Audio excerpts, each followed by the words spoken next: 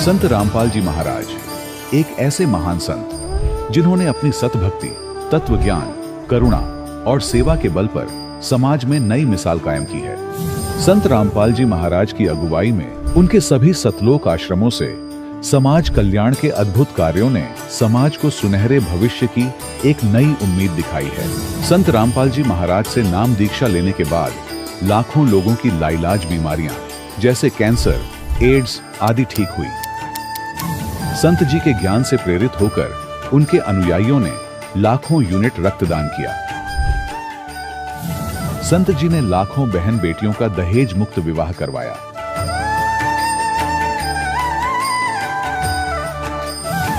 संत जी ने लाखों लोगों का नशा छुड़वाया, करोड़ों उजड़े परिवार बसे।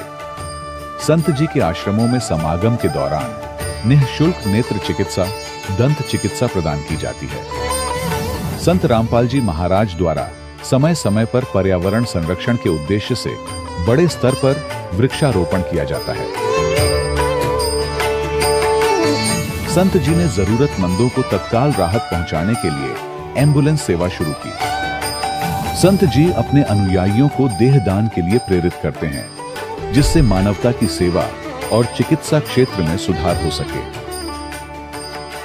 संत रामपाल जी महाराज के सभी आश्रमों में हर रोज निःशुल्क भंडारा आयोजित किया जाता है, जहां हर वर्ग, हर जाति और हर धर्म के लोग एक साथ बैठकर भोजन करते हैं।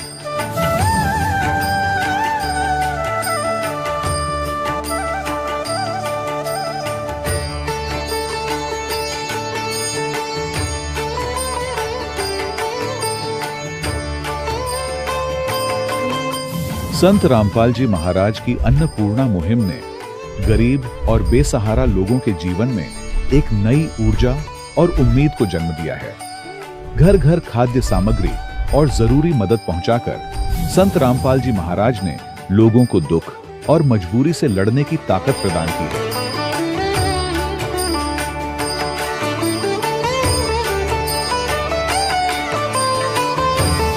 संत रामपाल जी महाराज द्वारा गरीब लोगों के लिए घर बनवाने का अद्भुत कार्य एक ऐसी मिसाल कायम कर रहा है जो सदियों सदियों संत जी की उदारता और दया भावना के तौर पर जाना जाएगा।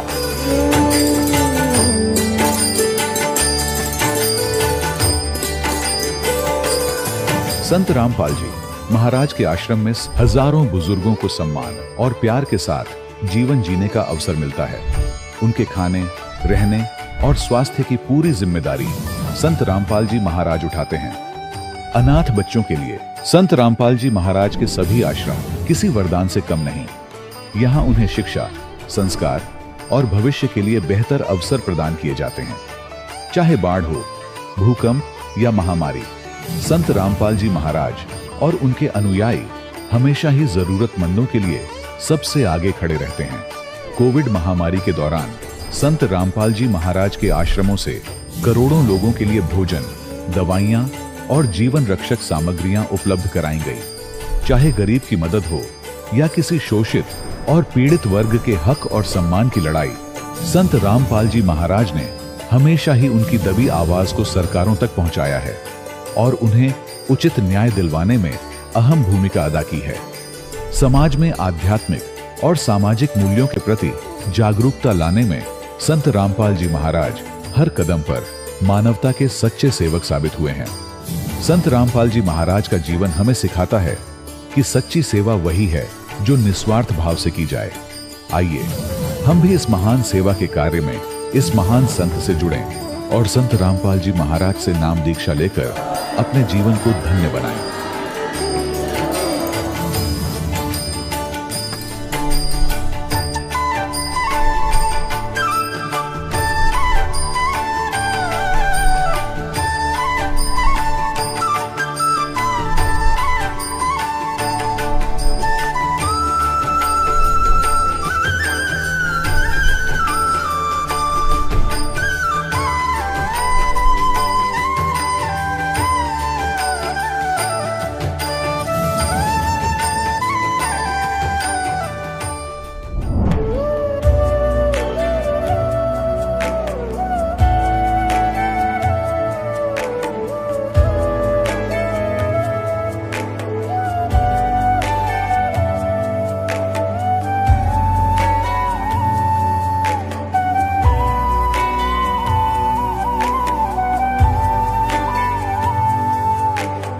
गीता अध्याय 15 के श्लोक 16-17 में 3 प्रभु बताए हैं। ये 3 प्रभु कौन हैं? किस प्रभु की शरण में जाने के पश्चात जन्म और मरण समाप्त हो सकता है? 3 प्रभुओं में सबसे उत्तम परमात्मा कौन है? कैसा है? उसका क्या नाम है? इन सभी गूढ़ रहस्यों को जानने के लिए अवश्य सुनिए जगत गुरु तत्वदर्शी संत रामपाल जी महाराज के अमृत वचन। सत साहिब दर्शकों, इंसान अपनी पूरी जिंदगी अपने धर्म में प्रचलित सभी साधनाओं को करता है ताकि उसके घर में सुख शांति आए, बीमारियां दूर हों और जीवन की परेशानियां खत्म हो जाएं। लेकिन जब इन सब प्रयासों के बावजूद भी बीमारियां और परेशानियां उसके जीवन में बनी रहें, तब मन में यह प्रश्न उठने लगता है कि क्या सच में मैं शास्त्र अनुसार भक्ति कर रहा हूं? दर्शकों, कुछ ऐसी ही कहानी थी कुरुक्षेत्र हरियाणा के रहने वाले विजय दास जी की।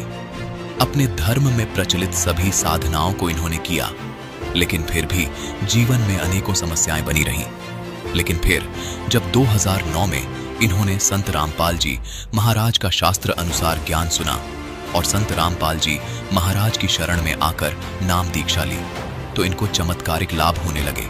दर्शकों, आखिर संत रामपाल जी महाराज ने विजय दास जी को ऐसी कौन सी जड़ी बूटी दे दी जिससे कि इनके जीवन की सभी परेशानियां बिल्कुल समाप्त हो गईं? और क्यों आज करोड़ों लोग संत रामपाल जी महाराज को पूर्ण परमात्मा मान रहे हैं? आखिर इसके पीछे की सच्चाई क्या है? आइए सुनते हैं विजय दास जी की कहानी इन्हीं की जुबानी। सर नमस्कार। सत साहिब जी। सर क्या नाम है आपका? मेरा नाम विजय दास है। विजय जी कहाँ से आए हैं आप? मैं सर कुरुक्षेत्र में रहता हूँ सर, कुरुक्षेत्र से आया हूँ सर। सर आप कुरुक्षेत्र हरियाणा से बिलोंग करते हैं। संत रामपाल जी महाराज से नाम दीक्षा लेने से पहले आप क्या भक्ति साधनाएं करते थे? सर मैं एक हिंदू परिवार में होने के नाते जो भी हिंदू धर्म में पूजा पाठ किया जाता है, ब्रह्मा जी, विष्णु जी, शिव जी और जितने भी देवी देवता हैं उन सब की हम पूजा किया करते थे। और जितने भी हमारे हिंदू धर्म में तीज त्यौहार हैं वो सब हम मनाया करते थे। और हमने सिरसा में जो पंथ बना हुआ है डेरा सच्चा सौदा सिरसा, उसमें भी हमने वहाँ से भी नाम दीक्षा ली हुई थी।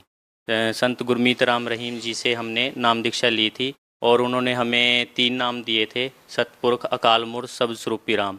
और उन नाम का हम हर रोज़ सुबह शाम बैठ के उनकी भक्ति भी किया करते थे और वहाँ पे जाया भी करते थे, सत्संग में भी जाया करते थे, वहाँ पे सेवा भी किया करते थे डेरा सच्चा सौदा सिरसा में। तो हम वहाँ पे उनको एक पूर्ण गुरु मान के हम भक्ति कर रहे थे।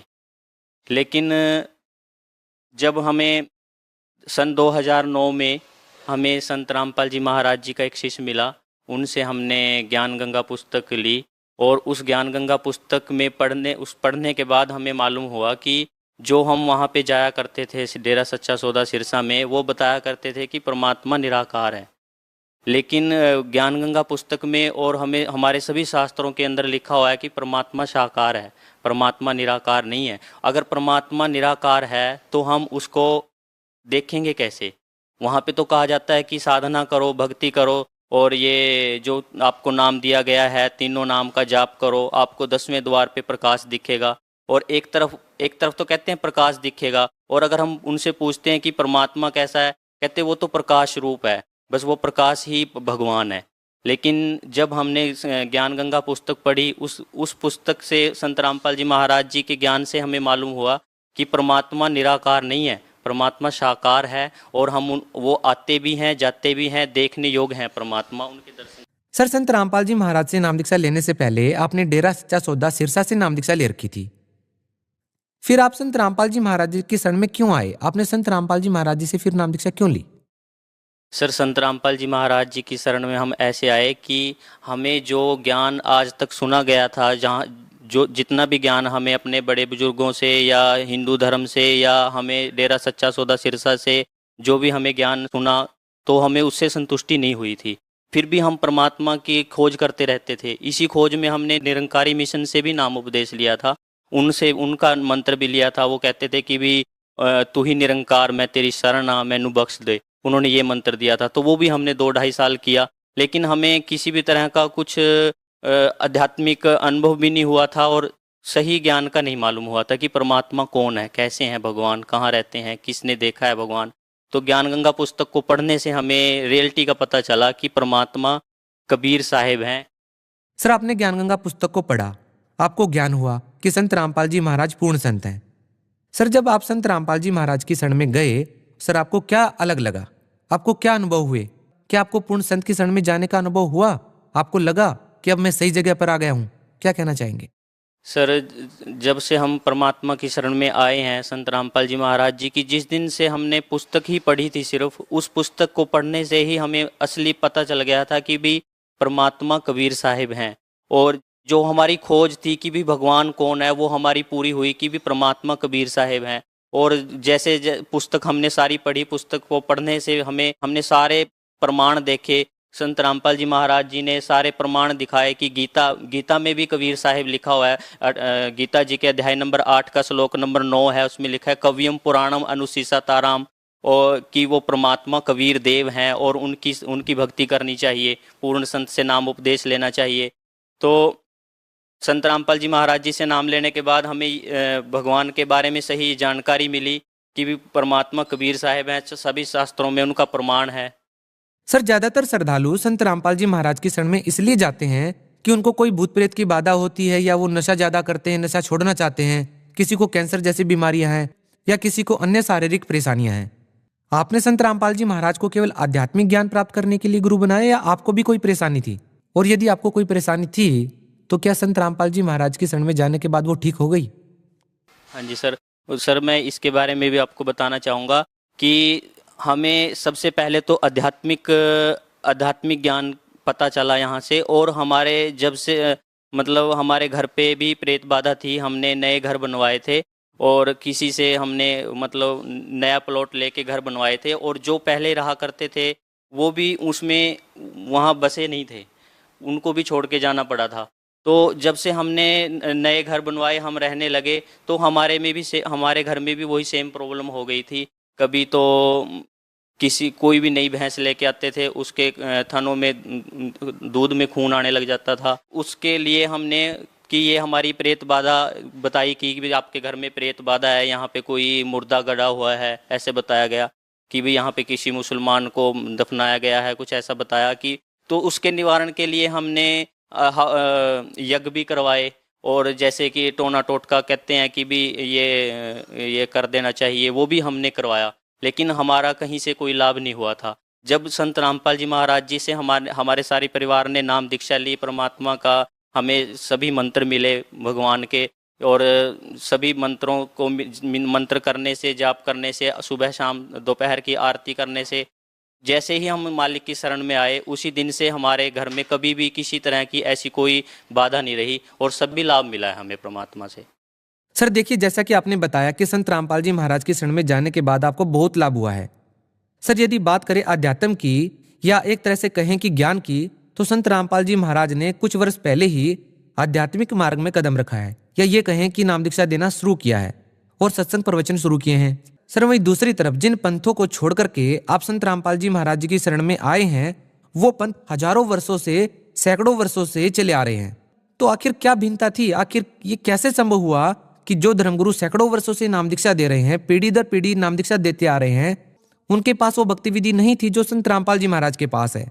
ऐसी क्या बात है कि सैकड़ों वर्षों से जो पंथ चलते आ रहे हैं उनमें वो आध्यात्मिक, भौतिक और आर्थिक लाभ नहीं है, उनमें वो आध्यात्मिक साधनाएं नहीं है जो संत रामपाल जी महाराज बता रहे हैं?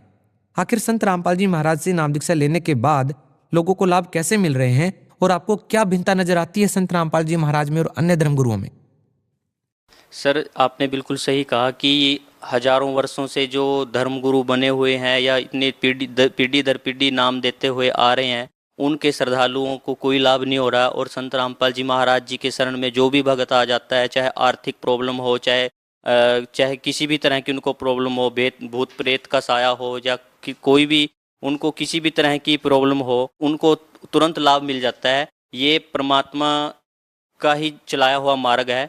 संत रामपाल जी महाराज जी के बारे में पहले से ही ये समय निर्धारित था परमात्मा कबीर साहिब जी ने आज से 650 साल पहले अपने कबीर सागर ग्रंथ में लिखा हुआ है कि जब ये कलयुग 5500 वर्ष बीत जाएगा, एक परमात्मा का नुमाइंदा एक संत इस पृथ्वी पर आएंगे और वो इस यथार्थ मार्ग को चलाएंगे। सर, जैसा कि हिंदुस्तान में एक धारणा बनी हुई है कि जो संत महापुरुष या धर्मगुरु होते हैं वो एक भगवा चोला धारण करते हैं, गले में कंठी माला होती है, जटाएं बड़ी होती हैं, लेकिन जैसा कि संत रामपाल जी महाराज की वेशभूषा को देखकर बिल्कुल नहीं लगता, जैसा कि हिंदुस्तान में धारणाएं बनी हुई हैं कि संत उन्हें कहते हैं जिनकी जटाएं बड़ी होती हैं या गले में कंठी वगैरह डाली होती हैं। सर, इस बारे में क्या कहना चाहेंगे आप? सर, ये जितनी भी धारणाएं बनाई हुई हैं, ये इन मतलब जितने भी नकली गुरु थे उन्होंने ये धारणाएं बना रखी हैं कि कंठी माला सुमरनी ये सब कुछ होगा तो वो पूर्ण संत होगा। ऐसा कुछ नहीं है। कबीर साहिब जी ने पहले ही इन सभी धर्म गुरुओं को लताड़ रखा है कि कंठी माला सुमरनी पहरे से क्या होए, ऊपर डुंडा साध का अंतर रख्या खोए, कि जब तक हमें आत्मिक और परमात्मा का ज्ञान नहीं होगा तो इन जितने भी हम आडंबर करते हैं, टीका लगाते हैं, माला पहनते हैं, कंठी पहनते हैं, इनका कोई लाभ नहीं है। सर, संत रामपाल जी महाराज जी से नाम दीक्षा लेने के बाद आपको क्या क्या लाभ मिले? सर, संत रामपाल जी महाराज जी की शरण में आने के बाद हमें सबसे पहले तो आध्यात्मिक लाभ हुआ। हमें पता लगा कि भी परमात्मा कौन है और सच्चे मंत्रों का हमें ज्ञान हुआ। आर्थिक लाभ सर हमें ये हुआ कि हम संत रामपाल जी महाराज जी की जब से शरण में आए हैं तब से हमारे को किसी भी तरह की कोई कमी नहीं है। मालिक की दया से कोई भी आज तक हमारा कोई काम अकाज नहीं हुआ है।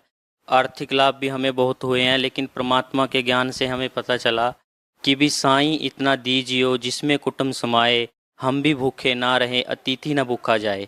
तो हमें तो परमात्मा से मांगना भी नहीं आता। हम जितने भी हिंदुस्तान के जितने भी हम मनुष्य हैं यही मांगते हैं कि भी कार होनी चाहिए, कोठी होनी चाहिए, धन होना चाहिए, हमें पूरा बैंक बैलेंस होना चाहिए। लेकिन परमात्मा कहते हैं कि भी कबीरा सब जग निर्धना, धनवंता ना कोय, धनवंता सो जानिए जापे राम नाम धन होए। कि चाहे हमारे पास अरबों खरबों करोड़ों रुपए कितने भी हमारे पास धन है, लेकिन अगर एक कोई भी कर्म की मार आ गई वो नहीं कटेगी। और अगर हम मालिक की शरण में हैं, पूर्ण संत से हमने नाम उपदेश लिया हुआ है और हम सच्ची श्रद्धा से मर्यादा में रह के भक्ति करेंगे तो परमात्मा चाहे कितनी भी भयंकर कोई भी कर्म की मार हो उसको भी परमात्मा काट देंगे। वहाँ धन काम नहीं आएगा और वहाँ पर परमात्मा की शक्ति काम करेगी। जी, बहुत बहुत धन्यवाद सर। नमस्कार दर्शकों, अभी आपने सुने संत रामपाल जी महाराज से दीक्षा प्राप्त करके सुखी हुए भक्त के अनुभव। अब देखिए जगत गुरु तत्वदर्शी संत रामपाल जी महाराज के मंगल प्रवचन। यानी जन्म मृत्यु, स्वर्ग गया, फिर पृथ्वी पर, फिर स्वर्ग गया, फिर पृथ्वी पे, फिर नरक गया। ये आगे देखो 295 पृष्ठ पे, यहाँ कमाल हो जाएगा। फिर कहाँ गया? मंदिर नगर में साले का ब्राह्मण की पत्नी से भारद्वाज नामक पुत्र हुआ। भारद्वाज के शरीर ने छोड़कर महावीर भगवान का जीव कहाँ गया? पर्याय ने छोड़कर महेंद्र स्वर्ग में देव हुआ। महेंद्र स्वर्ग से फिर कहाँ गया? इतर निगोद में एक सागर की आयु वाला निगोदिया जीव हुआ।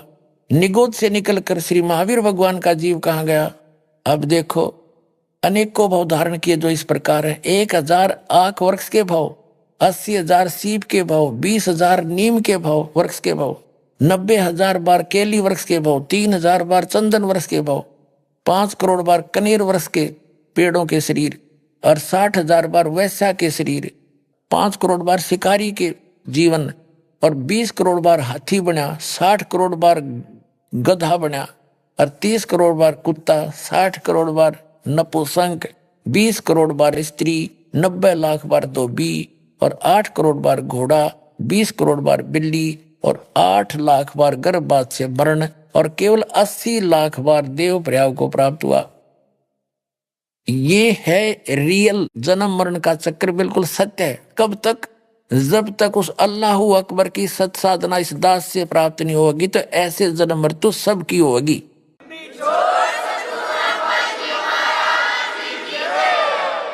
और ये हालत तो ब्रह्म सत्र की साधना करने वाले की है, जो वेद ज्ञान दाता और गीता ज्ञान दाता, कुरान शरीफ का ज्ञान दाता है, ये एक है। इसके बताए अनुसार साधना करने वाले की जन्म मृत्यु सदा बनी रहेगी। ये भूल है, इन्होंने कुरान शरीफ को ठीक से समझा नहीं, जिसलिए गलत आइडिया लगा रखा है कि एक बार आखिरत होगी। नहीं, इन्हें स्पष्ट किया कि मैं फिर पैदा करूंगा जैसे पहले पैदा किया था, नहीं तो फिर ये दोबारा पैदा करने वाली बातें नहीं, खत्म हो जानी थी।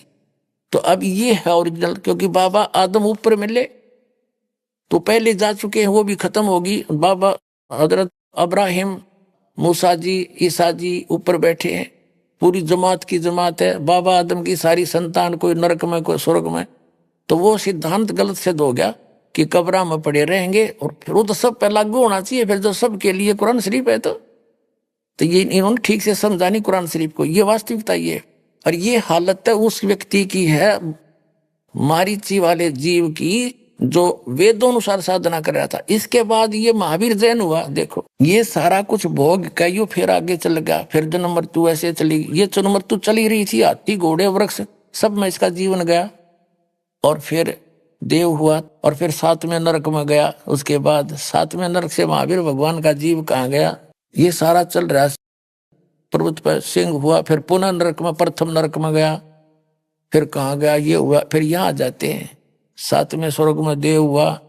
अब यहाँ आगे जम्बू द्वीप के छतरपुर नगर में नंदीवर्धन राजा की वीरमती नंदी से नंद नाम पुत्र हुआ। नंद का जीव फिर आगे कहाँ गया, पुष्पोत्तर विमान में देव हुआ। तदंतर 24 में तीर्थंकर श्री महावीर भगवान हुए।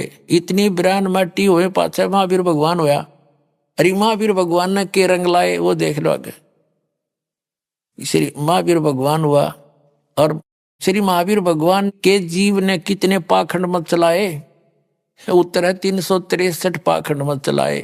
ले काट गया रोगी वो। अब देखो जो वर्तमान के जितने जैनी भाई हैं, इन पाखंड मत के आधार से, यानी महावीर जैन जी के द्वारा पाखंड मत चलाए गए 363 प्रकार के, उन पाखंड बकवादों के आधार से साधना कर रहे हैं। इनकी क्या दुर्गति होगी, ये तो एक दिन भी स्वर्ग में नहीं जा सकते।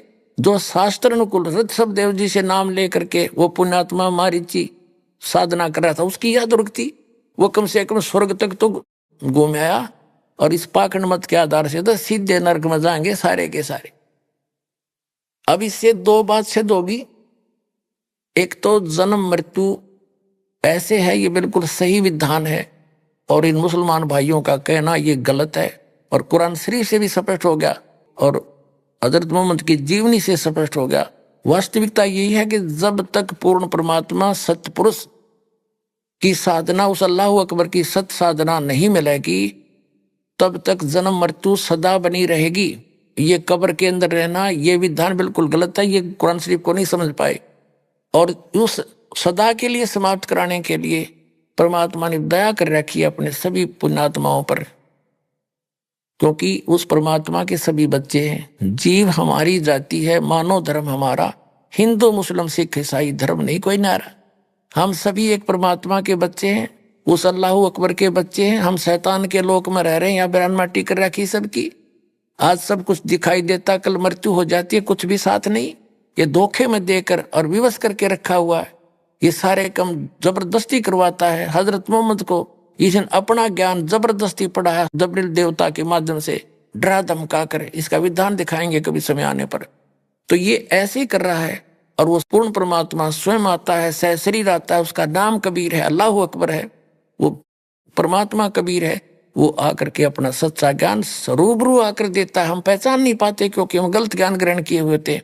अब वो नहीं आए तो इस दास को भेज रहा कि अपना आत्माओं अपना कल्याण कराओ और मुक्ति पाओ। बोलो सतगुरुदेव।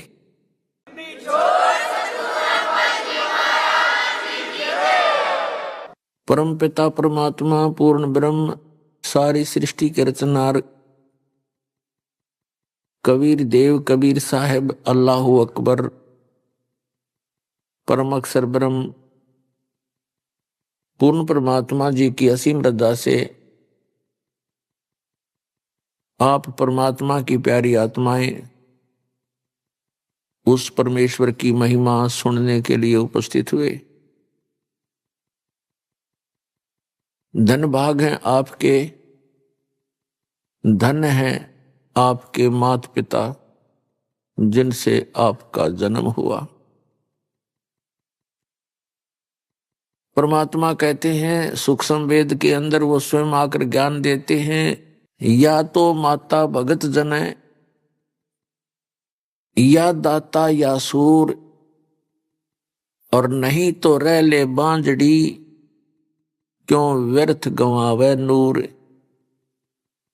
परमात्मा ने कहा या तो माता भगत उत्पन्न करे या कोई सूरवीर उत्पन्न करे और या कोई दानवीर दानी उत्पन्न करे, अन्यथा इसके अतिरिक्त जो संतान हो ऐसे स्वभाव की संतान नहीं है तो इससे अच्छा तो बांझ रह ले, कोई उत्पन्न ना करे वो अच्छा। तो पुण्यात्माओं, आप उन माता पिता से जन्म है आपका जिन्होंने आपको भक्त जना, दानी जना और सूरवीर हो आप, क्योंकि इस दास को खूब पता है जो इस परमेश्वर के मार्ग को ग्रहण कर समाज के अंदर जी रहा है वो कितनी सूरवीरता से जी रहा है, किस किस प्रकार की उसने बाधाओं का सामना करना पड़ रहा है, फिर भी सबको चीरते हुए चल रहा है। तो आप के अंदर वो तीनों क्वालिटी हैं, इसलिए धन्य है आपके माता पिता जिनसे जन्म हो।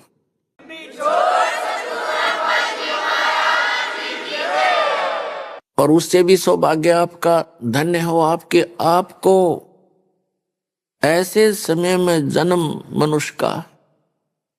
देवता भी तरसते हैं इस प्राइम टाइम को। ये बिचली पीढ़ी ऑफ कलयुग, ये मिड टाइम है कलयुग का, और ऐसे समय में आपको मनुष्य जन्म जो परमात्मा ने वो बैन उठा रखा है, जो आज तक उसको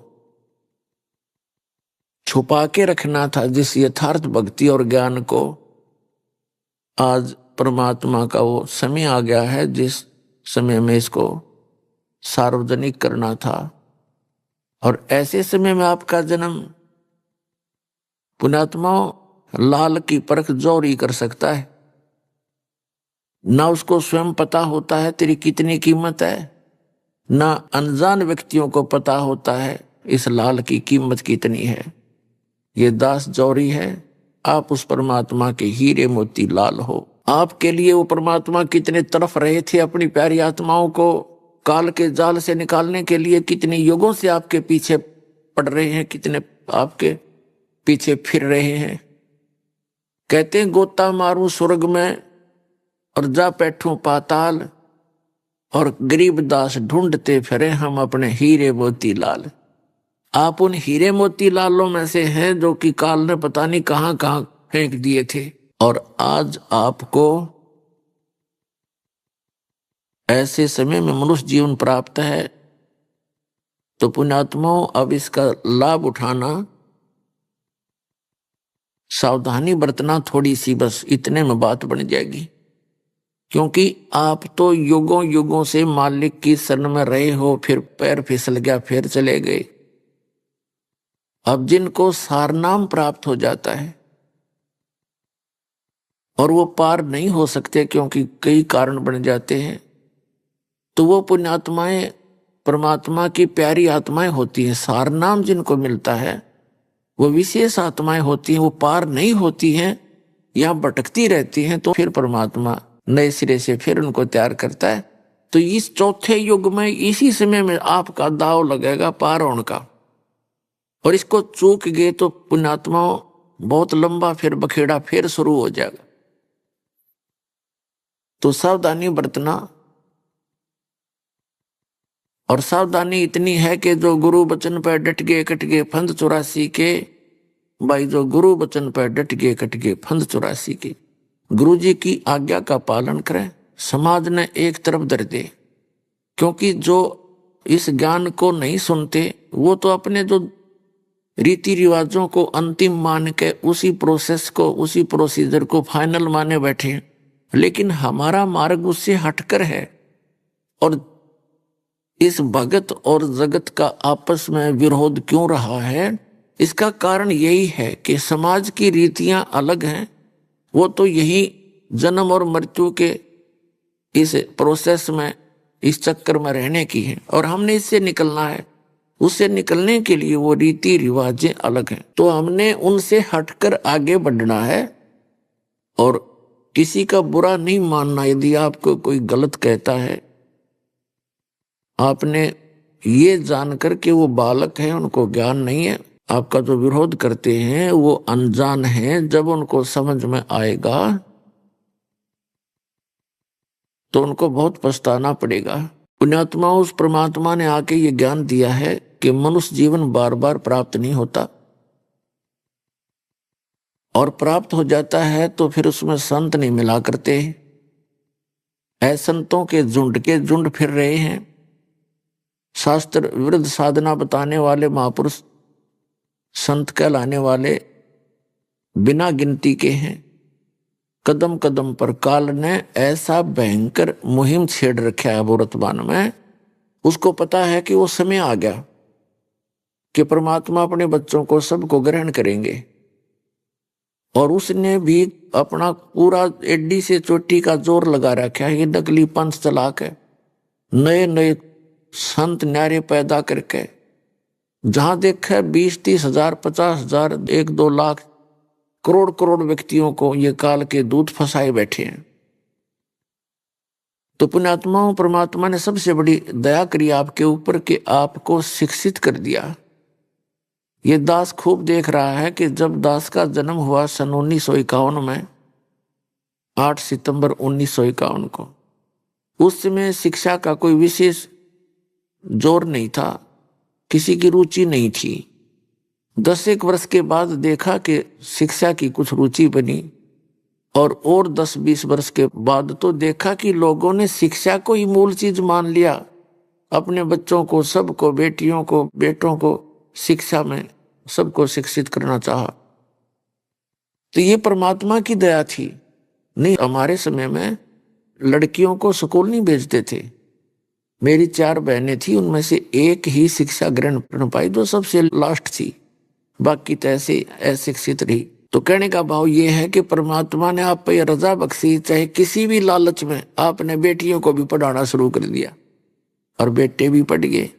तो उसका मूल उद्देश्य है कि आज आप भगवान को पहचान लोगे। इन ठगों के, इन झूठे ज्ञान को आप स्वयं रिजेक्ट कर दोगे और यहां भाग जाओगे अपने भगवान के जहाज में, जो सतलोक ले जाकर छोड़ेगा आपको। तो उसके लिए ये कृपा आपके ऊपर परमात्मा की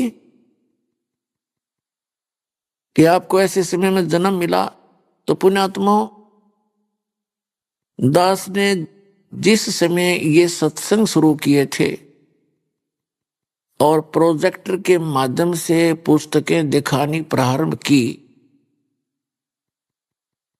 हमारे भक्तों को अन्य संतों के जो शिष्य थे वो ये कहते हुए सुने जाते थे कि वो किसा गुरु भाई तुम्हारा, वो तो पुस्तक पढ़ पढ़ कर सुनाता है, और टीचर तो वो होता है जो बगैर पुस्तक उठाए फटाफट सुना दे। तो हमारे बच्चों के पास कोई जवाब नहीं था, भक्तों के पास। और उन्होंने मुझे भी ये कहने की चेष्टा की कि जी लोग चाहते हैं कि बगैर पुस्तक दिखाए सत्संग किया जाए। तो उन बच्चों की सलाह को मैं नहीं मान सकता था, क्योंकि दास को पता था कि अपनी अपनी कह गए इस दुनिया के माँ, अरबिंद साहेब की बंद की कहीं ठोर ठिकाना ना। अपनी अपनी तो दुनिया कह ही रहे हैं सभी संत, और सभी उन्हीं सदग्रंथों का हवाला देते हैं और अपना अपना ज्ञान भिन्न भिन्न बता रहे हैं, विधान अलग अलग बता रहे हैं। तो दास को पता था कि ऐसे ही बात बनेगी जब तक ये दास आपके रूबरू नहीं करेगा। जैसे वैसे कह दिया मैंने कि ब्रह्मा विष्णु महेश नासवान है, इनकी जन्म मृत्यु होती है और इनके माता पिता हैं, तो कोई नहीं मानने, दूना विरोध हो जाता। तो दास ने वो फिर ये कह करके फिर ये दिखा दिया, देखो भाई, देवी भागवत के अंदर, देवी महापुराण के 123 पृष्ठ पे, सचित्र मोटा टाइप, गीता प्रेस गोरखपुर से प्रकाशित है। इसमें लिखा है, ये स्वयं कह रहे हैं विष्णु जी, मैं ब्रह्मा और शंकर, हमारी तो जन्म मृत्यु होती है, हम अविनाशी नहीं है। तो फिर उस पुस्तक को जो आज तक वो समझ नहीं सके भगत समाज, और उनके गुरु थे वो अनपढ़ जैसे थे, उनको एक अक्षर ज्ञान था लेकिन अध्यात्म ज्ञान में वो बिल्कुल अनपढ़ -0 थे, जो आज तक ये नहीं बता सके हिंदू समाज में कि ब्रह्मा विष्णु महेश की स्थिति क्या है। एक स्टेट के मंत्री को और कोई राष्ट्रपति बताता है कितनी बुद्धि है उसकी, कैसा जानता है वो राजनीति को। तो इसलिए दास ने ये पुस्तकें दिखाना प्रारंभ किया। भले ही कुछ एक व्यक्तियों ने अच्छा नहीं लगा, लेकिन बुद्धिमान समाज ने इसको स्वीकारा। इसके आधार से अपने सद ग्रंथों को उठा उठा कर देखा, और देखा तो देखा, फिर क्या कोई झूठ थोड़ा बोला जा सकता है, सच पाया। पूरा विश्व झुकेगा इस साइड में, पूरे विश्व को मानना पड़ेगा सच्चाई को, क्योंकि इसके अतिरिक्त कोई कल्याण नहीं, कोई मार्ग नहीं।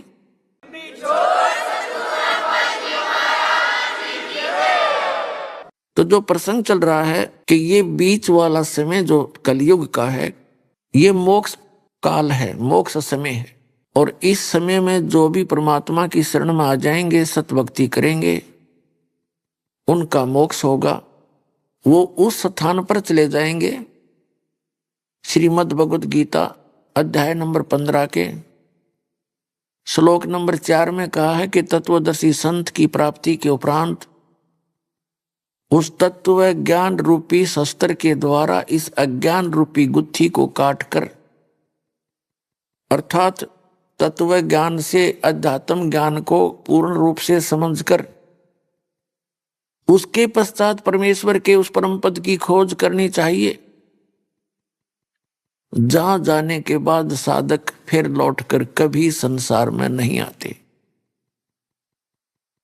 और वहां पर क्या स्थिति है, गीता अध्याय नंबर 7 के श्लोक नंबर 29 में गीता ज्ञानदाता कहता है कि जो व्यक्ति, जो साधक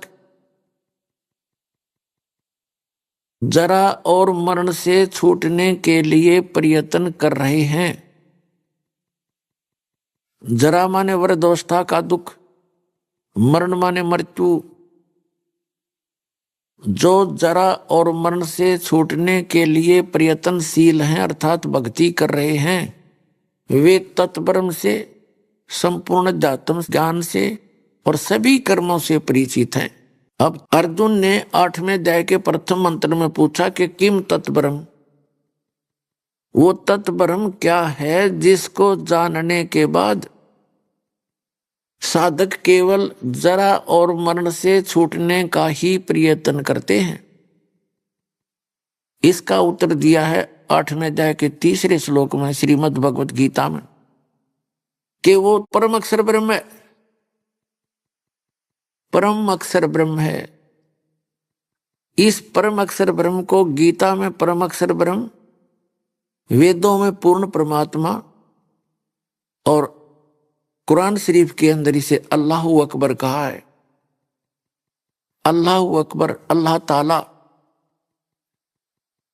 अब उस अल्लाह ताला के बारे में, उस कंप्लीट गॉड के विषय में न तो कुरान शरीफ का ज्ञानदाता परिचित, क्योंकि उसने स्पष्ट कर दिया है। कुरान शरीफ सूरत फुरकानी चैप्टर नंबर 25 और आयत नंबर 52 से 59 में स्पष्ट किया है। कुरान शरीफ के ज्ञानदाता ने हजरत मोहम्मद को कह रहे हैं कि हे नबी, हे पैगंबर, तू उन काफिरों का कहा ना मानना जो कबीर को भगवान नहीं मानते, अल्लाह नहीं मानते। यानी मुसलमान भाई कबीर का अर्थ बड़ा करते हैं। कहने का भाव यह है कि जो उस अल्लाहु अकबर को भगवान नहीं मानते, अल्लाह नहीं मानते, अन्य उपासना करते हैं, तो उनकी बातों में मत आना, उनके लिए संघर्ष करना। संघर्ष का अर्थ है कि उनके द्वारा भ्रमित ना होना, मेरे द्वारा बताए गए इस ज्ञान पर दृढ़ रहना। और वो परमात्मा वही है अल्लाहु अकबर, जिसने 6 दिन में सृष्टि रची और 7वें दिन तख्त पर जा बैठा। कुरान शरीफ का ज्ञानदाता स्पष्ट कर रहा है कि मैं नहीं जानता उसके विषय में। उसके विषय में किसी बाखबर से पूछो, तत्वदर्शी संत से पूछो। अपने आत्माओं, इससे स्पष्ट हो गया कि कुरान शरीफ का ज्ञानदाता उस अल्लाह अकबर के बारे में परिचित नहीं है, तो उस अल्लाह अकबर की भक्ति विधि भी इस कुरान शरीफ में नहीं है।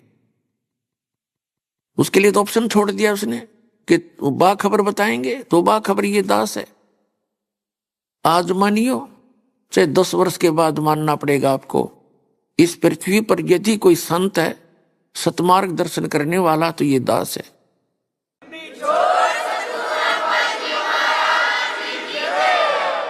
वैसे तो अच्छी आत्मा सभी हैं, लेकिन वो सभी तत्व ज्ञानहीन हैं। उनके पास यथार्थ भक्ति विधि न यथार्थ ज्ञान है।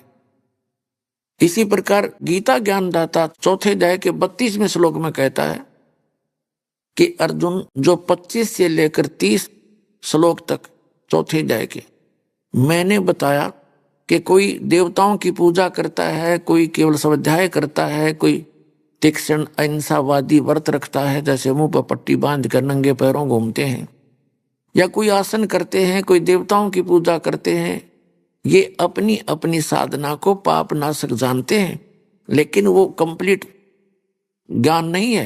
चौथे अध्याय के गीता जी के 32वें श्लोक में कहा है कि वो इस प्रकार की वास्तविक यज्ञों की जानकारी, यज्ञ माने धार्मिक अनुष्ठान, धार्मिक अनुष्ठानों की जानकारी विस्तार के साथ ब्रह्मण मुखे यहां चौथे अध्याय के 32वें श्लोक में अनुवादकर्ताओं ने अल्पज्ञता दिखाई है, क्योंकि उनकी बुद्धि काम नहीं कर रही थी, उनको पता ही नहीं था। यहां ब्रह्मण मुखे का अर्थ कर दिया वेद की वाणी में नहीं। ब्रह्मण का अर्थ वेद नहीं होता, राजा का अर्थ संविधान नहीं होता। ब्रह्म का अर्थ कोई वेद करता है वो महामूर्ख व्यक्ति है। ब्रह्म तो एक राजा है, भगवान, और वेद उसका विधान संविधान है। तो राजा का अर्थ संविधान नहीं किया जा सकता, ये अल्पज्ञता है। तो इस ब्रह्मण का अर्थ 17वें अध्याय के 23वें श्लोक में इन्हीं अनुवादकर्ताओं ने सच्चिदानंद घन ब्रह्म कहा है। वो बिल्कुल सही है। ओम तत्सत इति निर्देश है ब्रह्मण तिर्विध समर्थ है ब्राह्मणा तेन वेदा च यज्ञा विहिता पुरा। अब इसका क्या अर्थ है कि सच्चिदानंद घन ब्रह्म का, उस परम अक्षर ब्रह्म का तो 3 मंत्र का जाप है, ओम तत्सत। ओम तो ये सरपुरुष का, सरब्रह्म का, काल का, और तत् ये सांकेतिक है, और सत भी सांकेतिक है, कोड वर्ड है। ये कोड वर्ड इस दास के पास है, इस विश्व में किसी के पास नहीं, और ना ही कोई अधिकारी है इन कोड वर्डों को। इस मंत्र का दान करने का भी कोई अधिकारी नहीं है, और अनधिकारी के पास चाहे इसका ज्ञान भी हो, क्योंकि मुझ दास से सुनकर कोई बागी हो जावे, अपने आप जो ये मंत्र दान करने लग जावे संत बनकर, वो सबसे बड़ा दुश्मन होगा इस मानव समाज का, क्योंकि मिलता जुलता ज्ञान याद कर लेगा, यही मंत्र उसके पास है, तो वो डुप्लीकेट है, यानी वो पासपोर्ट डुप्लीकेट बना रहा है। वो महाअपराधी है उस भगवान के दरबार में, और 10-20 व्यक्तियों को, 100-200 1000 को वो बर्बाद कर सकता है। तो आपने उससे भी सतर्क रहना है। तो कहने का भाव ये है कि यह ब्रह्म का अर्थ सच्चिदानंद घन ब्रह्म है। तो हम चौथे अध्याय के 32वें श्लोक में फिर आते हैं कि इस प्रकार की धार्मिक अनुष्ठानों की जानकारी ब्रह्म ने मुखे, यानी सच्चिदानंद घन ब्रह्म ने जो अपने मुख कमल से बोला, उच्चारण किया, उस वाणी में विस्तार के साथ कही गई है, वो तत्व ज्ञान है। चौथे अध्याय के 34वें श्लोक में कहा कि अर्जुन, उस तत्व ज्ञान को जो उस पूर्ण परमात्मा अल्लाह अकबर ने स्वयं आकर के सशरीर आकर के बोला है, उसके मुख कमल से उच्चारित वाणी में जो वर्णित है वो तत्व ज्ञान है। उस तत्व ज्ञान को तत्वदर्शी संतों के पास जाकर समझ, उनको दंडवत प्रणाम करने से, कपट छोड़कर नम्रता पूर्वक प्रसन्न करने से वो तत्वदर्शी संत तुझे उस परमात्म तत्व का, यानी तत्व ज्ञान का उपदेश करेंगे। इससे सिद्ध हो गया कि गीता ज्ञानदाता भी उस अल्लाहू अकबर की यानी परम अक्षर ब्रह्म की जानकारी नहीं रखता, सच्चिदानंद घन ब्रह्म की जानकारी नहीं रखता। उसने भी ऑप्शन छोड़ दिया है कि तत्वदर्शी संत बताएंगे। यदि इस गीता जी के अंदर वो ज्ञान होता तो एक अध्याय और लिख देते, 18 लिखे 19 हो जाते। इसी प्रकार कुरान शरीफ के अंदर जो आयत हैं, जो सूरत हैं, वो एक आधी और लिख देता, उसमें बता देता, उसमें पढ़ लो। वो है ही नहीं। यजुर्वेद अध्याय नंबर 40 के मंत्र नंबर 8 में एक अकायम शब्द है। ये अनजान लोग इस अकायम शब्द से भगवान को बिना काया का मानकर ढोल पीटना शुरू कर देते हैं। इनको कख तो पता नहीं। उसमें केवल अकायम शब्द अकेला नहीं है, उसमें लिखा है कि सप्रियागात वो सबसे पहला शरीरधारी है। और शुक्रम अकायम, शुक्र माने माता पिता के योग से बना हुआ उसका शरीर नहीं है। वो शुक्र से बनी काया नहीं है, शुक्र से बनी काया रहित है।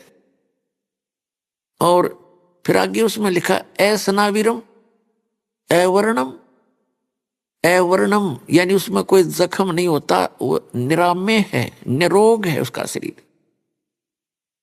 और असनाविरम उसके शरीर में स्नायु नहीं है।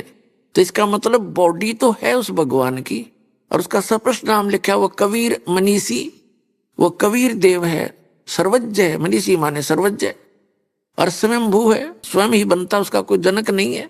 स्वयंभू माने जिसका कोई जनक ना हो, स्वयं ही बना हुआ हो। ऐसे ये वेद के अनुवाद करता भ्रमित है, भगवान को निराकार बताते हैं, उसमें स्पष्ट साकार लिखा है। यजुर्वेद अध्याय नंबर 40 के मंत्र नंबर 8 को ये मुसलमान प्रवक्ता डॉक्टर जाकिर नायक जी भी कैसे अनुवाद करता है कि उसका जिस्म नहीं है, बॉडीलेस है भगवान। तो इन्हें खाक पता है। आगे 40वें अध्याय के मंत्र नंबर 9 का अनुवाद गलत करते हैं। ये संभूति का अर्थ है जो उत्पन्न होता है, असंभूति जो उत्पन्न नहीं होता है। इसका निष्कर्ष निकाला है। अभी आपने सुने संत रामपाल जी महाराज के मंगल प्रवचन। आइए अब सुनते हैं संत रामपाल जी महाराज से नाम दीक्षा लेकर सतभक्ति करके अद्भुत लाभ प्राप्त करने वाले अनुयायी के विचार। दर्शकों, मनुष्य अपने जीवन में सुख और शांति की खोज में अपने धर्म में प्रचलित विभिन्न भक्ति साधनाओं को अपनाता है। वह धार्मिक रीति रिवाजों और परंपराओं को निभाने में अपना पूरा जीवन लगा देता है। फिर भी उसके जीवन में दुख कम होने के बजाय बढ़ते ही जाते हैं, और जिसके कारण समय के साथ साथ उसकी आस्था कमजोर पड़ने लगती है और उसका विश्वास उस एक पूर्ण परमात्मा पर से उठने लगता है। दर्शकों, ऐसी ही कहानी थी मध्य प्रदेश की रहने वाली नसीम खान जी की। नसीम खान जी अपने जीवन में पूरी श्रद्धा से नमाज पढ़ती थी, रोजे रखती थी और पीरों की इबादत करती थी। लेकिन इसके बावजूद भी इनके जीवन में न तो शारीरिक सुख था और न ही मानसिक शांति। लेकिन दर्शकों, आज नसीम खान जी का कहना है कि जब से मैंने संत रामपाल जी महाराज जी की शरण ग्रहण की है, तब से मेरे और मेरे परिवार के जीवन के सारे दुख छू मंत्र हो गए हैं। दर्शकों, आखिर नसीम खान जी ने संत रामपाल जी महाराज के ज्ञान को क्यों सच्चा ज्ञान बताया? चलिए जानते हैं इसके पीछे की सच्चाई क्या है। सुनते हैं नसीम खान जी की कहानी उन्हीं की जुबानी। नमस्कार जी। सच साहिब। क्या नाम है जी आपका? नसीम खान। बहन जी कहाँ से हैं आप? मध्य प्रदेश, MP, जिला मुरैना। संत रामपाल जी महाराज से नाम दीक्षा आपने कब ली? संत रामपाल जी महाराज से हमने 2017 में नाम दीक्षा ली। संत रामपाल जी महाराज से नाम दीक्षा लेने से पहले आप क्या भक्ति साधनाएं करती थी? जो हमारी समाज में बचपन से नवाज, रोजे, अल्लाह अल्लाह बस यही करते थे। तो फिर क्या कारण बना कि आप मुस्लिम धर्म से संत रामपाल जी महाराज से आपने नाम दीक्षा ली? बहुत परेशान रहते थे, बहुत परेशानी रहती थी, नमाज पढ़ते रहते थे। हमने ये हमारी समाज में जो मतलब पीर होते हैं वो हमारे पिताजी थे, उनको हमने अपना वो बना रखा था। वो हमको नवाजों की सूरतें बताते थे, पढ़ने को बताते थे, रात में नमाज की इबादत बताते थे, वो करते थे, फिर भी परेशानी दूर नहीं होती थी। मेरे पे 3 बेटी 1 बेटा है। बेटियों पे भूत पलीत का साया रहता था, परेशानी बहुत रहती थी। मेरे हस्बैंड को फालिस भी मार गई थी। मैं अपने बच्चों का बहुत मुश्किल से पालन पोषण करती थी और जो पीर बनाए थे उनके बताए रास्ते पे चलती थी, फिर भी दिन पे दिन परेशानी आती थी और हर वक्त रोना राट बहुत परेशान रहते थे। मेरी बड़ी बेटी ने हिंदू समाज में शादी कर रखी, उसकी वजह से हमारे घर वाले बहुत खिलाफ हो गए, हमको बहुत लड़ने भिड़ने लगे, फिर हमने अलग रहने लगे। ऐसे हम बहुत परेशान रहते थे भगत जी। मगर जो हमने जो पीर बना रखे थे वो हमारे साथ रहते थे, उनकी हम बहुत अच्छे से सेवा करते थे। और पीर जो हमने बना रखे थे हमारे पिताजी, वो हमको ऐसे बताते थे ये पढ़ो तो इससे सट्टा लंबर जाने क्या होता है, वो उससे पैसा मिल जाएगा जी, मिल जाएगा। वो भी हम कर रखते थे, फिर भी हम बहुत परेशान रहते थे और कोई लाभ नहीं मिलते थे। फिर हमारे जो दामाद हिंदू समाज में करे थे वो छोड़ के भी चले गए। बच्ची थी 3 महीने की और हम ज़्यादा परेशान रहने लगे अल्लाह अल्लाह कर करके। फिर एक दफ़ा हम कलियर शरीफ दरगाहों पे, मज़ारों पे सब जगह जाते थे, इतनी परेशानी में भी, फिर भी हमको कोई लाभ नहीं मिलते थे। हम अजमेर शरीफ गए, कलियर शरीफ गए और पटियाला में जो भी जहाँ जहाँ दरगाह अच्छी अच्छी थी वहाँ भी जाते थे। अपनी समस्या लेके हमारी कोई पूरी नहीं होती थी और हम परेशान रहते थे। हमें संत रामपाल जी महाराज के बारे में हमारे दामाद जो हिंदू समाज में थे उनने हमको बताया कि ये अपने अल्लाह हैं जी, देखो अपने कुरान शरीफ में जी लिखा है, वो लिखा है। फिर उन्होंने हमें सत्संग भी बताया और सुनाया। हमने कि हमें ले चलो, तो हमें आश्रम लेने गए। हमने कि ठीक है, हमें नाम उपदेश दिलवा दो।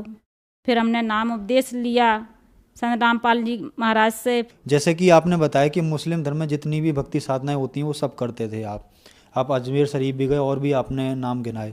तो क्या संत रामपाल जी महाराज से नाम दीक्षा लेने के बाद आपके ऊपर जो समस्याएं थी वो ठीक हुई? जो हम इतने परेशान रहते थे उनसे नाम उद्देश्य लेके हमारी सब परेशानी सब दूर हो गई। आज हम बहुत खुशी से हैं, बहुत अच्छे हैं, परमात्मा की भक्ति कर रहे हैं और 2017 से और नियमों से चल रहे हैं और हमें बहुत लाभ मिल रहा है, बहुत अच्छे से रह रहे हैं, सब परेशानी दूर हो गई हमारी। जो हमारे बेटा नहीं जुड़ा हुआ था, हमने नाम दीक्षा ले रखी थी गुरुजी से, संत रामपाल जी महाराज से, तो उसके ऊपर इतना बड़ा केस लगा था जी वो सर कि हम बहुत परेशान थे और थाने के सामने हम बहुत रो रहे थे और ऐसे रो रहे थे। हमारा एक ही बच्चा है कि जी यानी कौन से केस में लगा देंगे और हमारा बच्चा छोटा है, इतनी समझ में भी नहीं है और ऐसे दुश्मन पड़ गए थे, उसको निकलने नहीं दे रहे थे। हमारी बेटियां, हम बहुत रोते फिर रहे थे। उसने अंदर मनी मन में वो घबरा गया, उसने मनी मन में याद करा कि मम्मी किनसे जुड़ी हैं, मैं बाहर निकल आऊँ तो मैं भी मम्मी के संग में चलाऊँगा। मैंने कही ये संत रामपाल जी महाराज गुरुजी मेरे बच्चे को बाहर निकाल दो और ये तो उल्टा सीधा कोई केस लगा देंगे। मेरी बेटियां बहुत डकरा रहे थे, बहुत परेशान हो रहे थे। फिर अचानक में 6 बजे एक ऑफिसर आया, उसने कि क्या है, ने कि ऐसे ऐसे। तो हमने कि सर हमारा बच्चा सीधा है, कुछ नहीं है, फालतू की लोगों ने फंसवा दिया है। तो हम रोने लगे, बहुत परेशान होने लगे। फिर उनने ऐसे गुरुजी ने रक्षा करी कि पता भी नहीं पड़ी कि कब मेरा बच्चा बाहर मेरे सामने आ गया। आके मैं बस से परमात्मा ये मेरे गुरुजी, मैंने जैसे ही हाल गाड़ी मंगाई और सीधे आश्रम लेके गई उसने हाल तुरंत में नाम उपदेश लिया और वहाँ से हम बहुत खुशी से होके आए। परमात्मा ने इतनी दया करी कि हम तो बहुत रो रहे थे, यूँ कह रहे थे अब नहीं बच्चा कैसे निकलेगा। बहुत बुरे लोग थे, उनने जानबूझ के मेरे बच्चे को केस में फंसा रखा था। वो मेरे को परमात्मा की दया से लाभ हुआ, बहुत बड़ा लाभ हुआ। नहीं आज मेरा बच्चा कहाँ होता। और ऐसे दुश्मनों के हत्थे से ऐसे परमात्मा ने गुरुजी ने निकाल दिया कि हमें एहसास ही नहीं हुआ कि हम इतना डकरा रहे थे, इतनी बड़ी परेशानी से हमें बचा लिया। मेरी बेटी जो 3 साल से कोर्ट में केस चल रहा था, मेरे दामाद जो छोड़ के रखे थे, मेरी बेटी भी बहुत परेशान रहती थी, उसकी वजह से मैं भी बहुत परेशान रहती थी। कोर्ट कचहरियों में पैसा लग रहा था, पैसा भी नहीं था। इतना हम परेशान थे, इतना परेशान थे कि हम दिन रात रोने के सिवा और नमाज पढ़ने के सिवा कुछ भी नहीं आता था। जब से संत रामपाल जी गुरु जी से नाम दीक्षा ली, मेरी बेटी का भी घर बस गया और मेरी जो समस्या थी, मेरे पैरों से खड़ा नहीं हुआ जाता था, पैरों से बहुत दर्द होता था, वो भी मैं ठीक हो गई और खूब सब परमात्मा जुड़ के बहुत सच लाभ मिले हमें और हमारे सब अब सही हैं। जैसे कि आपने बताया कि आपने संत रामपाल जी महाराज से नाम दीक्षा लिया और आपको बहुत सारे लाभ मिले। पहले आप मुस्लिम धर्म में थे और संत रामपाल जी महाराज से नाम दीक्षा लेने के बाद जो संत रामपाल जी महाराज ने आपको नाम दीक्षा दी, तो क्या आप मुस्लिम से हिंदू बन गए? नहीं भगत जी, हम हिंदू नहीं हैं।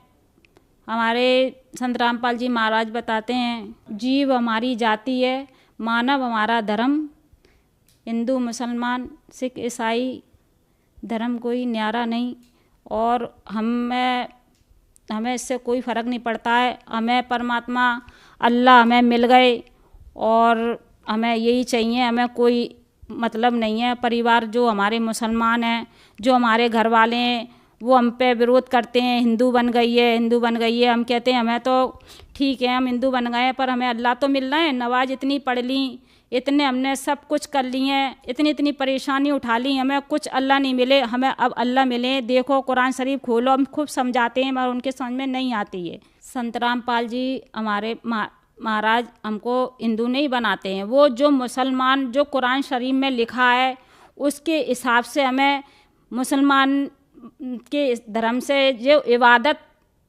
बताते हैं वही इबादत करते हैं हम, और ना वो हिंदू नहीं बनाते हैं। और जो मतलब कुरान शरीफ को खोल के सैलान पे जो सत्संग बताते हैं वो देखो मुसलमान बहन भाई, तो वो ना हिंदू का कोई वो नहीं है, वो तो जो इबादत कुरान शरीफ में लिखी है उसी को बताते हैं।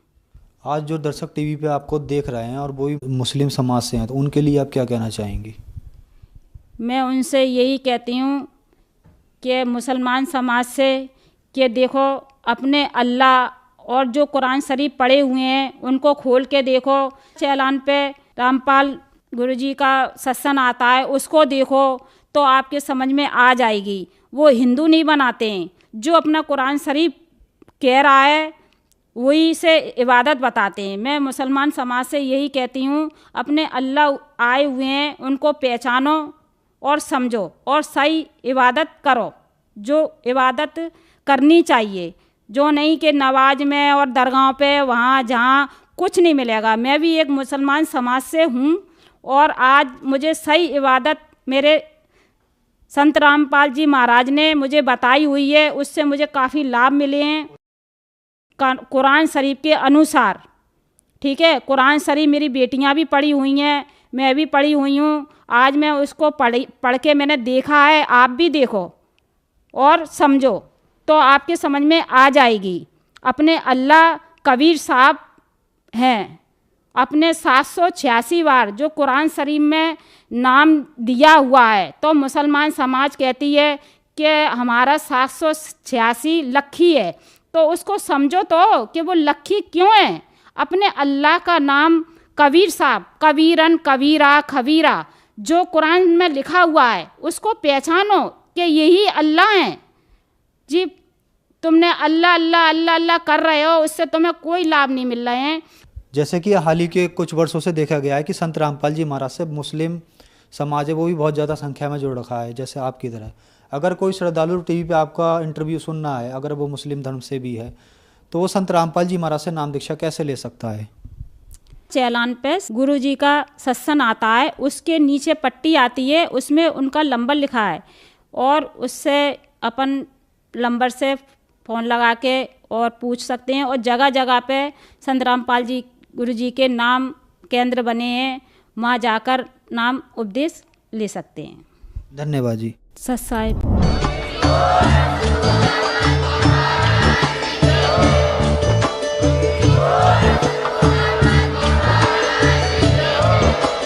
आप सुन रहे थे जगत गुरु तत्वदर्शी संत रामपाल जी महाराज जी के मंगल प्रवचन। अधिक जानकारी के लिए विजिट कीजिए हमारी वेबसाइट www.jagatgururampalji.org। संत रामपाल जी महाराज जी के शुभ आशीर्वाद से पूरे विश्व भर में 500 से भी ज्यादा नाम दीक्षा केंद्र हैं, जिन पर संत रामपाल जी महाराज जी द्वारा ऑनलाइन निशुल्क नाम दीक्षा दी जा रही है। अपने नजदीकी नाम दीक्षा केंद्र का पता करने के लिए संपर्क करें 8222880541।